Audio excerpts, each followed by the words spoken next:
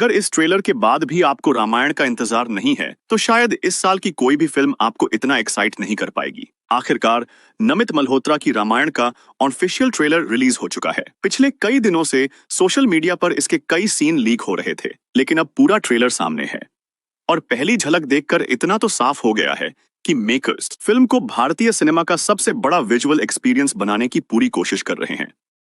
सबसे पहले बात करते हैं यश के रावण की। ट्रेलर में उनकी entry, screen presence, body language और आंखों का गुस्सा हर सीन में बेहद प्रभावशाली लगता है। खासकर कुबेर की नगरी पर हमला, विशाल द्वार को तोड़ने वाला सीन और युद्ध की झलकें उनके किरदार को बेहद शक्तिशाली बनाती हैं। यह रावण को महिमा मंडित करना नहीं है, बल्कि एक कलाकार के रूप में यश की परफॉर्मेंस की तारीफ है।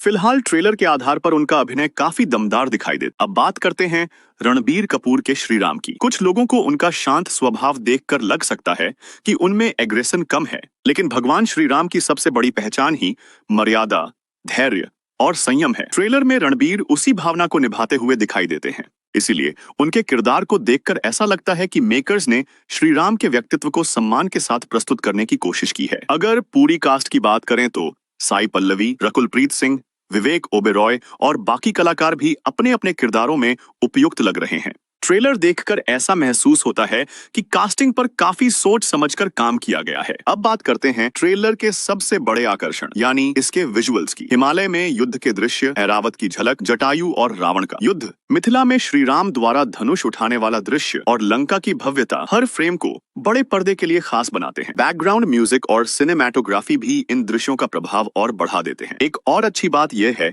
कि पिछले टीजर के मुकाबले कई डिजाइनों में बदलाव दिखाई देते हैं। राक्षसों का लुक पहले से ज्यादा संतुलित और नेचुरल लगता है। इससे ऐसा लगता है कि मेकर्स ने दर्शकों की प्रतिक्रियाओं पर ध्यान दिया है और जहां जरूरत थी वहां सुधार भी किए हैं। हालांकि ट्रेलर में एक दो विजुअल इफेक्ट्स वाले शॉट ऐसे भी हैं जिन्हें थोड़ा और बेहतर बनाया जा सकता है। अगर रिलीज से पहले उन पर और काम किया गया तो फिल्म का अनुभव और शानदार हो सकता है। कुल मिलाकर यह ट्रेलर उम्मीदें बढ़ाने में सफल रहा है। अब सबसे बड़ा इंतजार दिवाली का है, जब यह फिल्म बड़े पर्दे पर आएगी। अब आप बताइए, ट्रेलर में आपको सबसे ज्यादा क्या पसंद आया और किस किरदार ने सबसे ज्यादा प्रभावित किया? अपनी राय कमेंट में जरूर बताइए।